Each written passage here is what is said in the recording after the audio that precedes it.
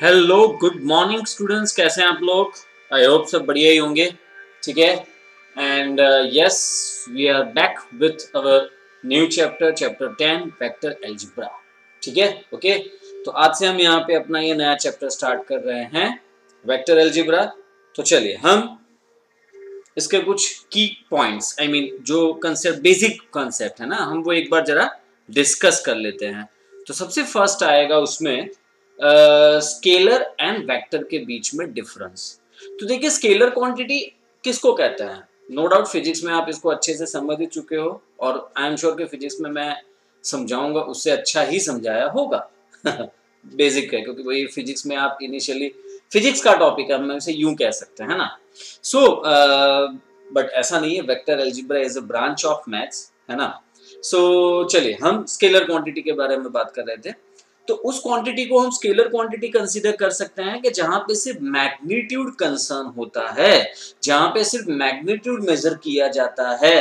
ठीक है। ओके। ऐसी क्वांटिटीज को स्केलर क्वांटिटी कहेंगे। For example length, mass, time, speed, volume etcetera. ठीक है। चलिए हो गया।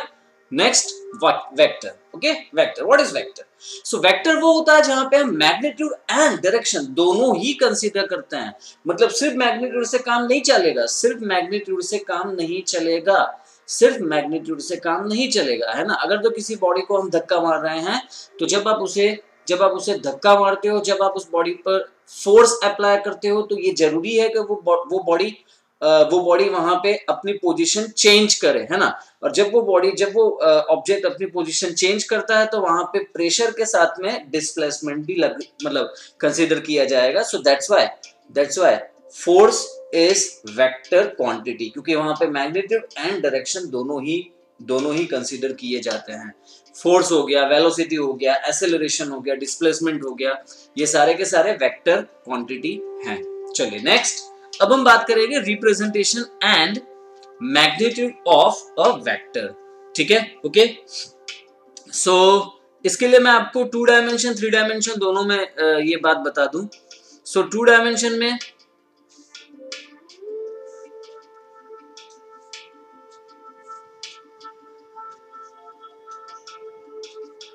Okay, X axis, Y axis.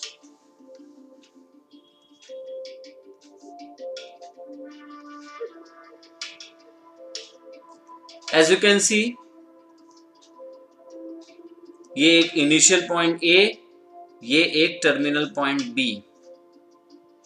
सो ये वेक्टर ए बी मैंने 2 डायमेंशन में यहां पे डिनोट किया है। ठीक है। जहां पे ए को हम कहेंगे इनिशियल पॉइंट। ए को क्या कहोगे आप स्टूडेंट्स? ए को हम कहेंगे इनिशियल पॉइंट, है ना। और बी को हम कहेंगे टर्मिनल पॉइंट। बी को क्या कहोगे आप? बी को कहोगे टर्मिनल पॉइंट। ठीक है। तो ये आई एम श्योर कि आप लोगों के समझ में आ गया है। Okay, very good. अब यही अगर जो मैं वेक्टर को 3 डायमेंशन में ले रहा हूं, सो कोई गल नहीं, कोई प्रॉब्लम नहीं, 3 डायमेंशन में भी आप इसको यहाँ पे डिनोट कर सकते हो, एज यू कैन सी। ठीक है। ओके। सो जब आप इसे 3 डायमेंशन में डिनोट करोगे, तो ये हो गया एक्स एक्सिस, ये हो गया वाई एक्सिस, ये हो गई हमारी Z axis. This is your origin, your मतलब हमारा ओरिजिन। ठीक है। एंड अगेन सेम, यहां हमने इनिशियल एंड टर्मिनल बताना है। ठीक है। Okay. So as you can see, ये एक मैंने यहाँ पे वेक्टर ले लिया है। ठीक है। ओके। ये A and this is B. तो मैं यहां नहीं लिख रहा हूं, बट ए को इनिशियल कहेंगे, बी को टर्मिनल कहेंगे। तो यहां हमने वेक्टर को रिप्रेजेंट किया है। ठीक है। तो आई एम श्योर कि आपको ये बात समझ में आ गई होगी। ठीक है। ओके, बहुत क्लियर सी बात है ना। चलो आगे बढ़ते हैं। अब हम बात करेंगे magnitude. So what is magnitude? Magnitude की बेसिक डेफिनेशन यहाँ पे हम क्या बोल सकते हैं? तो पता है, मैग्नीट्यूड की बहुत सिंपल सी डेफिनेशन ये होगी। मैग्नीट्यूड मतलब distance between initial and terminal point.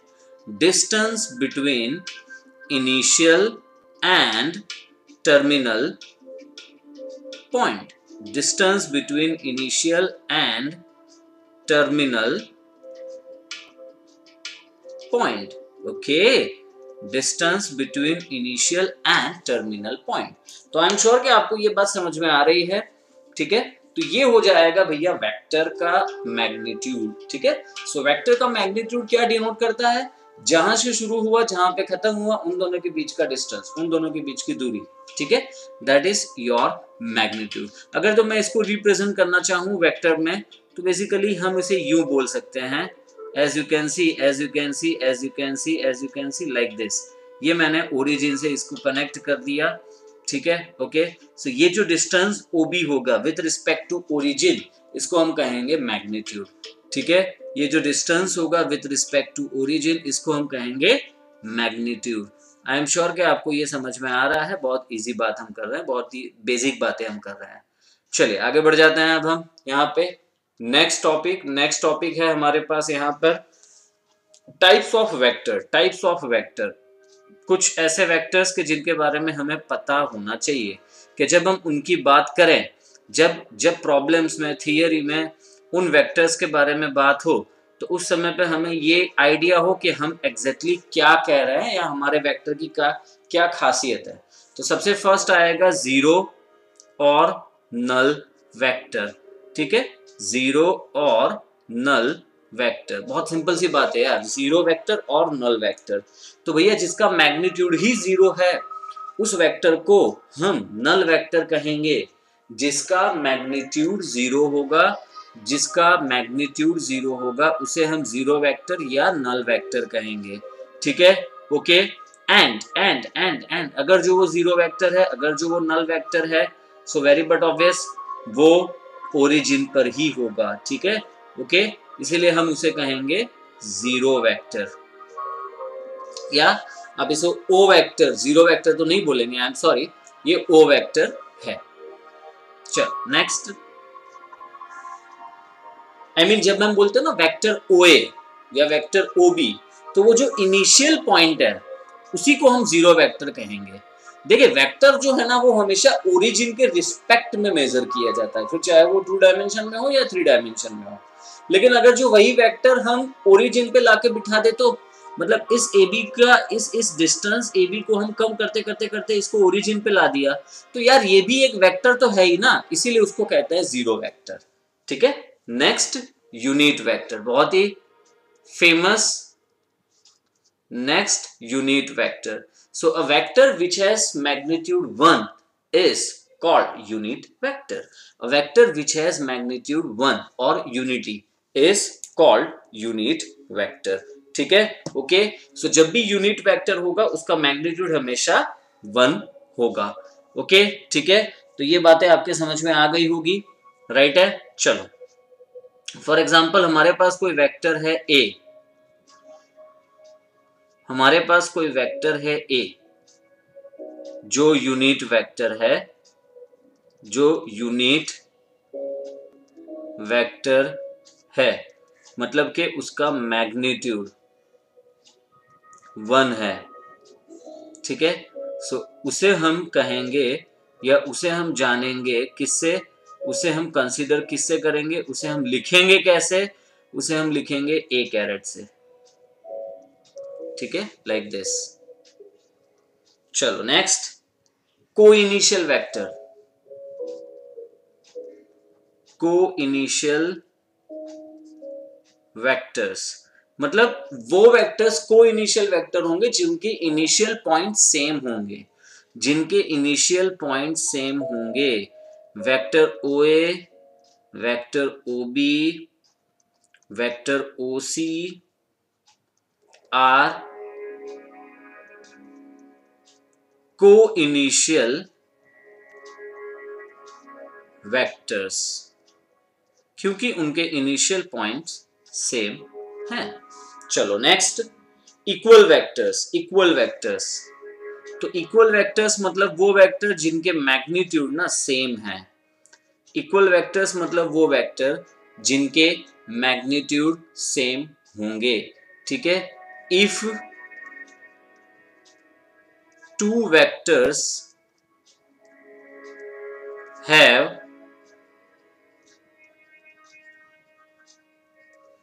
equal magnitude, if two vectors have equal magnitude, then they are known as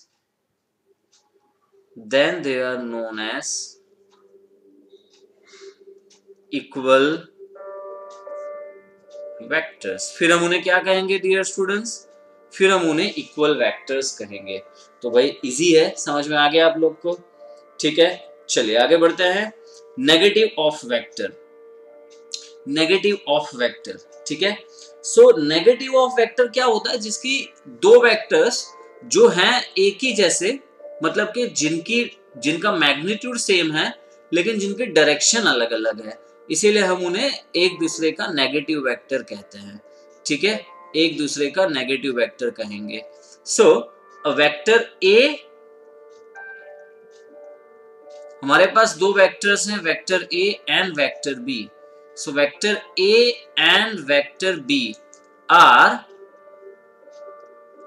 negative of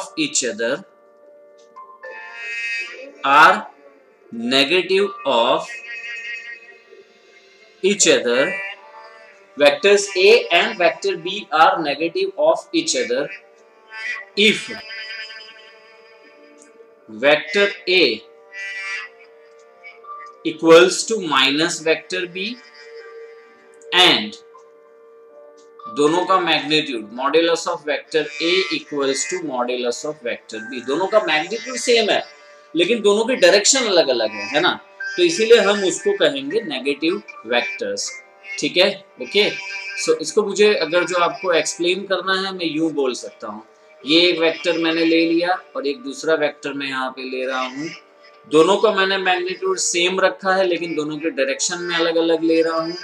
एक की डायरेक्शन इस तरफ है, दूसरे की डायरेक्शन ये है, ऑपोजिट डायरेक्शन में है। ठीक है, ओके, चलो वेरी गुड। नेक्स्ट, पोजीशन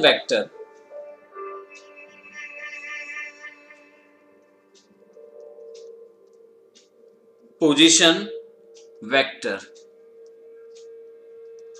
इसके लिए मुझे आपको 2 डायमेंशन में समझाना पड़ेगा। सो ओरिजिन को हम फिक्स पॉइंट कंसीडर कर लेते हैं, ठीक है, ओके। ओरिजिन को ना हमने फिक्स पॉइंट कंसीडर कर लिया, जो है हमारे लिए इनिशियल पॉइंट, और एक और पॉइंट हम ले लेते हैं टर्मिनल पॉइंट, और हम O से A पर एक वेक्टर ड्रॉ कर रहे हैं, लाइक दिस। O से A पर एक वेक्टर ड्रॉ कर रहे हो लाइक दिस, ठीक है, ओके।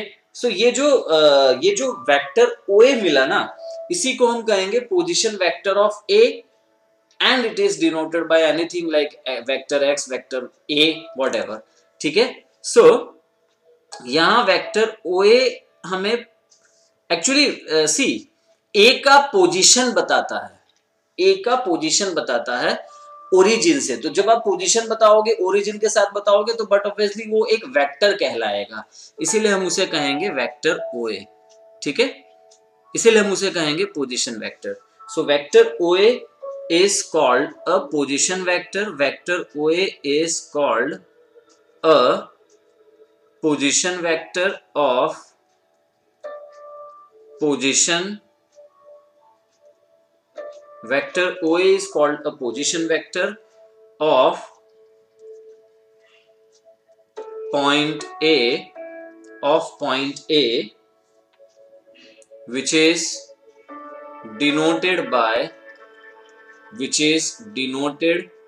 by vector A।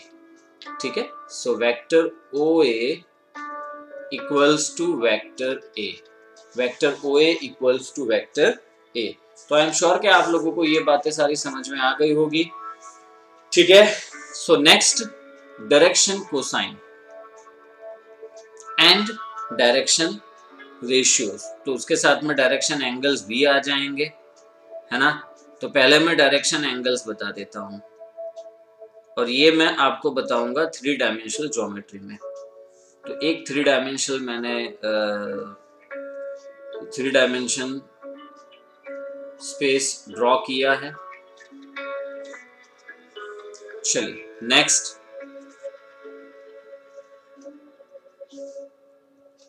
इसी में अब आप एक काम करिए, एक वेक्टर यहां पे लीजिए, जो एक पोजीशन वेक्टर ये ले लेते हैं like this, A B C, position vector of A with respect to O. ठीक है, चलिए वेरी गुड वेरी गुड।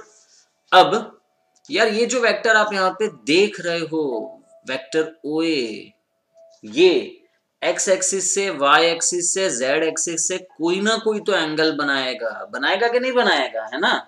ये ओरिजिन, ये एक्स एक्सिस से चलिए मान लेते हैं कि अल्फा एंगल बनाता है। ठीक है, ये वेक्टर ओ ए वाई एक्सिस से चलिए मान लीजिए कि गामा एंगल बना रहा है ना। ठीक है, एंड सेम वेक्टर ओ ए मान लीजिए जेड एक्सिस से, सॉरी ये मैंने यहां पे अल्फा लेना है, मैंने यहां पे इसे अल्फा लेना है, यहां इसे मुझे बीटा लेना है, और यहां मुझे इसे गामा लेना है। एंगल एक ही साइड रखते हैं, अल्फा बीटा गामा। ठीक है, okay. So my dear student, my dear student, my dear student, यहां वेक्टर ओ ए तीनों एक्सिस से जो एंगल बनाएगा, vector O A makes an angle alpha beta gamma with positive x axis, y axis, z axis। then in angles को हम कहेंगे direction angle. ठीक है, ओके। तो इन एंगल्स को हम क्या कहेंगे, यहां पे रिस्पेक्टिवली इन एंगल्स को हम कहेंगे direction angles. Respectively word add करना जरूरी है। So therefore alpha beta gamma are direction angles. Next, what is direction cosine? चलिए देखते हैं। सो डायरेक्शन कोसाइन, यहाँ पे डायरेक्शन कोसाइन टॉपिक भी हम ऐड कर रहे हैं, direction cosines. Okay, so direction cosines किसे कहेंगे? डायरेक्शन कोसाइंस हम कहेंगे ये जो एंगल आप देख रहे हो अल्फा बीटा गामा, इन्हीं की इन तीनों एंगल्स की कॉस वैल्यू, कोसाइन वैल्यू, तो इन कॉस वैल्यू को हम कहेंगे डायरेक्शन कोसाइंस। ठीक है, बहुत सिंपल सी बात है यार, बहुत सिंपल सी बात है। So cos alpha, cos beta, cos gamma, cos alpha, cos beta, cos gamma are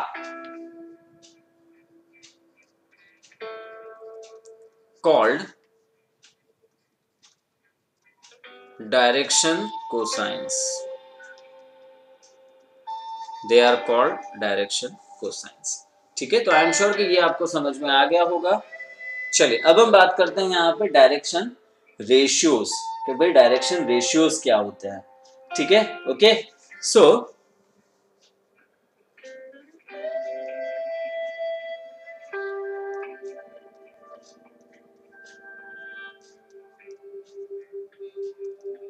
okay,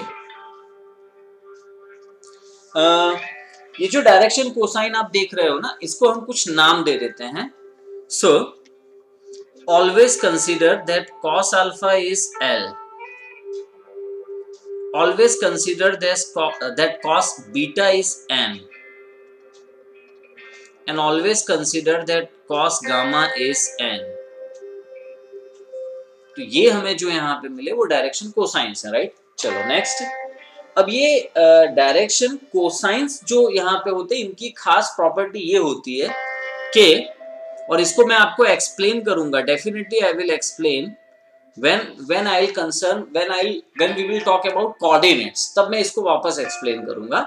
सो ये जो डायरेक्शन कोसाइन है इनकी खास प्रॉपर्टी ये होती है, ऑलवेज याद रखो कि sum of square of direction cosine is 1, sum of square of direction cosine is 1, L square plus M square is equals to 1, ठीक है, L square plus M square is equals to 1।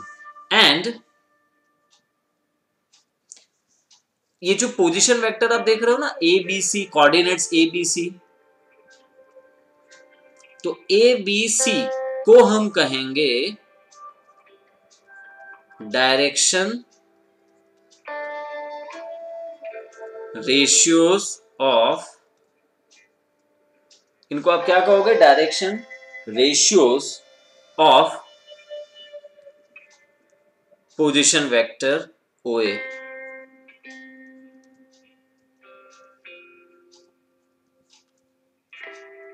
ठीक है, position vector OA। सो ABC जो है ना वो directly proportional होते हैं किससे, L से, M से, N से। ABC coordinates ABC they are directly proportional to coordinates ABC, that's why they are called direction ratios। ठीक है, ओके। सो इसमें जो एक इंपॉर्टेंट बात आपने कंसीडर की होगी वो ये है कि L square plus M square plus N square is equals to 1, लेकिन मैं जैसा मैंने आपसे कहा कि मैं अगेन आपको आपके साथ ये डिस्कस करूंगा जब मैं कोऑर्डिनेट्स के बारे में बात करूंगा तब।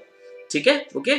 सो यस, ये एक बेसिक आइडिया हो गया और बस इतने पर आप आराम से एक्सरसाइज 10.1 सॉल्व कर सकते हो, जिसमें कुछ भी नहीं है, कुछ भी नहीं है। ठीक है, एक्सरसाइज 10.1 इज वेरी बेसिक। चलिए स्टार्ट करते हैं। First question, represent graphically a displacement of 40 kilometre, displacement of 40 kilometre 30 degree east of north. तो यार मतलब अब इसमें तो हम क्या बताएं, क्या ही बताएं, बहुत इजी है यार ये तो। नॉर्थ डायरेक्शन सारी हम ले लेते हैं, ठीक है, ओके। सो सबसे ऊपर होता है नॉर्थ, ठीक है, देन इस तरफ आ जाएगा ईस्ट, नीचे साउथ, और यहाँ जहां पे हम अभी हैं एज इन गुजरात वेस्ट। ठीक है, वेरी गुड। अब हमें एक ऐसा वेक्टर यहाँ पे लेना है जो नॉर्थ से 40 किलोमीटर का डिस्प्लेसमेंट करेगा और 30 डिग्री ईस्ट, तो नॉर्थ से 30 डिग्री ईस्ट, ठीक है, नॉर्थ से 30 डिग्री ईस्ट। तो आप देख सकते हो ये कुछ ऐसा होगा, 30 डिग्री ईस्ट, ठीक है। ये ओरिजिन, ये हमने यहाँ पे 40 किलोमीटर डिस्प्लेसमेंट ले लिया, 40 किलोमीटर का डिस्प्लेसमेंट ले लिया, और ये 30 डिग्री टुवर्ड्स ईस्ट। ठीक है, सो ये हो गया यहाँ पे हमारा first question. So question number 1,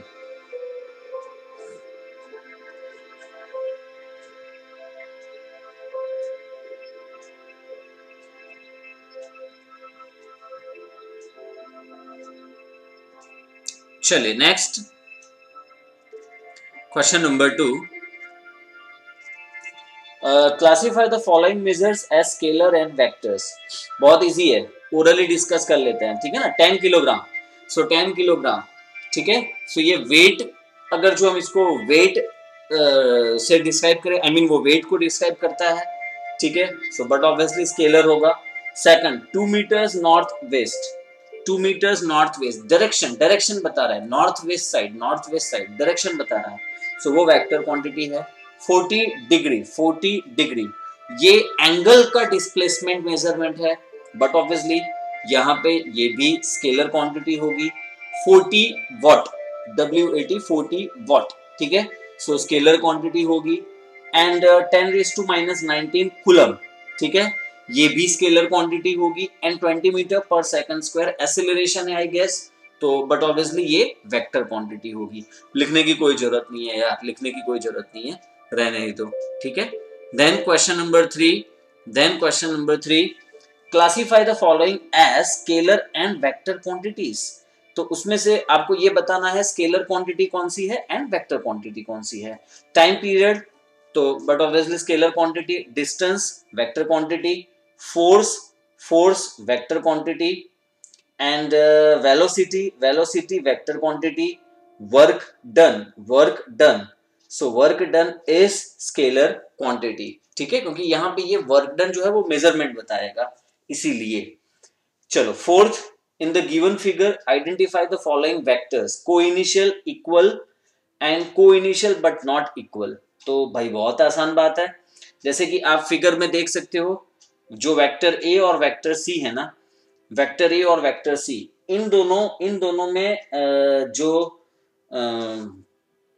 जो साइड्स है ना, तो ये दोनों ही वेक्टर ए और वेक्टर सी कोलिनियर होंगे क्योंकि इनकी डायरेक्शन सेम है। ठीक है, बट इक्वल नहीं है। ओके, सो ये आप इन्हें वेक्टर ए और वेक्टर सी कह सकते हो। सो ये हो गया। एंड कोइनिशियल, फर्स्ट जो है कोइनिशियल तो आई गेस वेक्टर ए और वेक्टर बी आएंगे, सॉरी वेक्टर ए और vector D for Delhi, vector A और वेक्टर डी आ सकते हैं, दोनों कोइनिशियल होंगे। इक्वल वेक्टर्स, तो इक्वल वेक्टर्स में अपन बोल सकते हैं हाँ ठीक है, देख के समझ में आ रहा है, जो वेक्टर बी और वेक्टर डी है ना दोनों की साइड सेम है, तो इसीलिए उन्हें आप इक्वल वेक्टर्स भी कह सकते हो। And collinear but not equal में हम देखो, कोलिनियर बट नॉट इक्वल मतलब इक्वल वेक्टर्स में एक बात हमेशा याद रखना, मैग्नीट्यूड भी सेम होना चाहिए, डायरेक्शन भी सेम होनी चाहिए। तो जो वेक्टर ए और वेक्टर सी हैं उसमें मैग्नीट्यूड तो सेम होगा लेकिन डायरेक्शन अलग अलग है, इसीलिए हम उसे कोलिनियर डेफिनेटली कह सकते हैं। तो कोलिनियर में ये एक बात आप और ऐड कर दीजिएगा कि सिर्फ इनिशियल पॉइंट सेम होगा वो भी, और अदरवाइज इस तरीके से डायरेक्शन अलग अलग, डायरेक्शन अलग अलग है लेकिन उनका जो वो इक्वल वेक्टर्स हैं। ठीक है ना, negative vectors, sorry the better word is negative vectors, एक दूसरे के नेगेटिव वेक्टर्स हैं। डायरेक्शन अलग अलग होना सही वर्ड नहीं है, फिर तो उसके मायने अलग हो सकते हैं।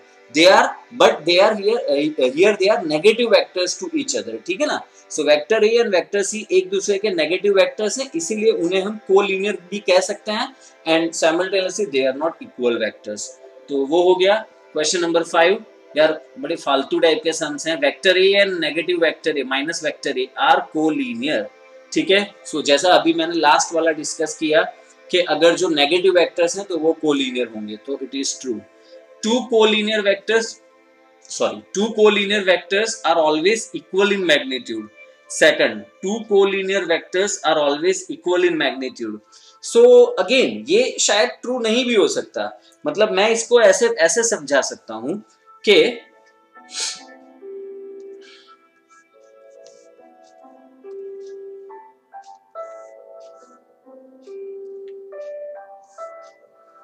अभी कोलिनियर वेक्टर तो है लेकिन इक्वल नहीं है, सो वो हमेशा ही इक्वल होंगे ऐसा कहना जरूरी नहीं है। I mean to say it is not necessary. ठीक है, चल so that's why it is false. Two vectors having same magnitude are collinear. अब अगेन यहाँ पे ये बात भी अलग है, दो वेक्टर्स जिनका मैग्नीट्यूड सेम हो वो कोलिनियर हो ऐसा बिल्कुल जरूरी नहीं है। जैसे कि एक वेक्टर आप यहाँ पे ये देख रहे हो है ना, अब एक वेक्टर मैं ऐसा ही बिल्कुल बना दूं यहाँ पे है ना, ठीक है, और दोनों का मैंने मैग्नीट्यूड लिया है सेम, दोनों का मैग्नीट्यूड मान लो मुझे मिल रहा है 10 सो दोनों का मैग्नीट्यूड है 10 यूनिट्स। तो यार ऐसा थोड़े होगा कि ये दोनों ही, आप देख सकते हो कि ये दोनों ही सेम डायरेक्शन में हैं, मतलब ये दोनों कोलिनियर वेक्टर्स हैं, नहीं है ही नहीं, they are in different directions. So yes, two vectors having same magnitude are collinear is not a true statement। I mean ये it may not and may be कुछ भी आ सकता है, बट ये कहना कि हाँ हमेशा सेम होगा गलत है। चलो, two collinear vectors having the same magnitude are equal। okay, two collinear vectors having the same magnitude are equal। क्या लगता है, अब ये हमारा स्टेटमेंट होगा two collinear vectors having the same magnitude are equal। Direction same होनी चाहिए ना, साथ में ये भी तो है डायरेक्शन सेम होनी चाहिए। और कोलिनियर वेक्टर्स में डायरेक्शन सेम नहीं भी होती है तो चलेगा, ठीक है। कोलिनियर वेक्टर्स में डायरेक्शन सेम नहीं भी होगी तो चलेगा, ठीक है। सेम इनिशियल पॉइंट हो, सेम इनिशियल पॉइंट ना भी हो। फॉर एग्जांपल ये एक वेक्टर आप देख रहे हो और एक वेक्टर मैं यहां पे ले लूं ऐसा, लाइक दिस। अब ये दोनों ही को इनिशियल पॉइंट, दोनों के इनिशियल सेम नहीं है, ठीक है, इनिशियल सेम नहीं है, तो ये आप उन्हें को इनिशियल, आप इन्हें को इनिशियल नहीं कह पाओगे, लेकिन आई गेस कि यहाँ पे ये ट्रू आना चाहिए। अच्छा sorry, I am sorry, I am extremely sorry, I am extremely sorry, we are talking about collinear vectors, I am extremely sorry, ठीक है भाई, ये कोलिनियर्स की बात हो रही है। सो कोलिनियर्स में तो यार बहुत सिंपल सी बात है, दोनों पैरेलल होते हैं, ये दोनों ही कोलिनियर वेक्टर्स है। अच्छा मैंने शायद आज जो अभी आपको स्टार्टिंग में थियरी बताई उसमें कोलिनियर रह गया है, हाँ तभी मैं सोचूं कि कुछ मिसिंग है। चलो कोई बात नहीं, मैं अभी बता देता हूं, कोलिनियर वेक्टर्स आप यहाँ पे ऐड कर दो, क्योंकि उसके बगैर ये पूरी डिस्कशन हमारी अधूरी है, तो वो मैं यहाँ पे ऐड कर दे रहा हूं, collinear vectors, collinear vectors, okay. So collinear vectors में हम क्या किन दो वेक्टर्स को कोलिनियर वेक्टर्स कह सकते हैं? अगर जो वो सेम डायरेक्शन में है या ऑपोजिट डायरेक्शन में है, but they are parallel, right? If they are parallel to the same line, then they are collinear vectors, ठीक है, okay. So and again irrespective of their magnitude, irrespective of their magnitude, I mean एक vector मैंने यहां लिया है, एक vector मैंने यहां लिया है, ये दोनों कोलिनियर वेक्टर्स हैं, पक्का है। एक वेक्टर मैं यहां ले रहा हूं, एक वेक्टर मैं इस तरफ ले रहा हूं, ये दोनों कोलिनियर हैं, ठीक है। एक वेक्टर मैं इस तरफ ले रहा हूं, एक वेक्टर मैं इस तरफ ले रहा हूं, ये दोनों ही कोलिनियर हैं, ठीक है। एक वेक्टर मैं इस डायरेक्शन में ले रहा हूं और दूसरा वेक्टर मैं इस डायरेक्शन में ले रहा हूं, ठीक है, दोनों कोलिनियर हैं। लेकिन किंतु परंतु एक वेक्टर मैं इस डायरेक्शन में ले रहा हूं, दूसरा वेक्टर मैंने इस डायरेक्शन में लिया, ये कोलिनियर नहीं है। सो कोलिनियर के लिए ये एक सिंपल सी बात है कि दोनों किसी एक रेफरेंस लाइन से पैरेलल होने चाहिए, आप इसे इस तरीके से बोल सकते हो। तो वहां पे मैग्नीट्यूड एंड डायरेक्शन, ये दोनों ही इररिस्पेक्टिव हो जाता है। डायरेक्शन किस तरीके से इररिस्पेक्टिव हो जाता है? So either they are in same direction or they are in opposite direction, that's it, but they cannot be in different direction like this। ये different direction में है तब उसे कोलिनियर हम नहीं कह सकते। तो एक्चुअली में जो मैंने क्वेश्चन नंबर 5 आपको एक्सप्लेन किया, उन सभी में कोलिनियर वेक्टर्स के बारे में हम बात कर रहे थे, तो मैं एक बार जरा फिर से आपको वो एक्सप्लेन कर दे रहा हूँ जल्दी। So first, vector A and minus vector A R collinear. So correct है, दोनों कोलिनियर हो सकते हैं लाइक दिस। ये अगर जो वेक्टर ए है तो ये इसी का ऑपोजिट वेक्टर है, ये अगर जो वेक्टर ए है तो ये इसी का ऑपोजिट वेक्टर है, तो ये दोनों कोलिनियर हैं। Next, two collinear vector are always equal in magnitude, not possible, जैसे कि ये। अब देखो सारी चीजें यहाँ पे एग्जांपल से ही हम बता सकते हैं, है ना, तो जो ड्रॉ किया है उसी से हमें पता चल जाएगा। तो ये ट्रू नहीं है, राइट, ये ट्रू नहीं है, ऑलवेज मैग्नीट्यूड में इक्वल हो ऐसा जरूरी नहीं है, आपके सामने एग्जांपल है। चलो, two vectors having same magnitude are collinear. चलो ये बात भी हम कंसीडर नहीं कर सकते यार, जब ये इसके लिए हमारा ये वाला एग्जांपल सही है, इसके लिए हमारा ये वाला एग्जांपल सही है ना, कि भाई इसका मैग्नीट्यूड 10 है, इसका भी मैग्नीट्यूड 10 है, लेकिन दोनों डिफरेंट डायरेक्शन में है, सो वो कोलिनियर वेक्टर्स नहीं है। And next, two collinear vectors having the same magnitude are equal. So two collinear vectors having the same magnitude are equal vectors, नहीं, बिल्कुल नहीं। इक्वल वेक्टर्स के लिए साइड भी इक्वल वेक्टर्स के लिए क्या सेम होना चाहिए? डायरेक्शन सेम होना चाहिए, ठीक है, ओके। सो सेम डायरेक्शन होगी एंड पैरेलल होंगे, तभी वो वहां पे इक्वल वेक्टर्स कहलाएंगे। तो ऐसा बिल्कुल जरूरी नहीं है, उन दोनों की डायरेक्शन सेम, उन दोनों की डायरेक्शन ऑपोजिट हो सकती है अगर जो कोलिनियर वेक्टर्स हैं। तो सेम मैग्नीट्यूड होना अकेला जरूरी नहीं है, साथ में सेम डायरेक्शन भी होनी चाहिए, तब वो इक्वल वेक्टर्स होंगे, ठीक है। तो जरा क्वेश्चन नंबर 5 मैंने फिर से आपको इसलिए करवाया क्योंकि मैंने जब आपको अभी इसके पहले question number, oh my God ये क्या आ गया, ओके सॉरी, तो अभी जब मैंने आपको इसके पहले क्वेश्चन नंबर 5 करवाया था तो उस समय पे मेरे दिमाग में रेफरेंस में को इनिशियल वेक्टर्स था, मैंने उसके अकॉर्डिंग आपको वो एक्सप्लेन किया, राइट। अभी हमने यहाँ पे इसे कोलिनियर के रिस्पेक्ट में समझ लिया है, बहुत आसान है, बहुत आसान है, डिटेल में थोड़ा गए हैं। नेक्स्ट लेक्चर में हम unit vector, addition of vector, properties, vector addition की प्रॉपर्टीज, फिर पैरेललोग्राम एंड फिर इसके बाद section formula, component of vector, ये सारे जो टॉपिक्स हैं ये सीखेंगे और उसी के साथ साथ एक्सरसाइज 10.2 में आ जाएंगे। 10.2 एक ऐसी सिंपल एक्सरसाइज है जो आप चाहो तो खुद भी आराम से कर सकते हो, ठीक है। ओके, सो ये लेक्चर यहीं तक, मिलते हैं हम नेक्स्ट लेक्चर में, बाय, ओके, टेक केयर।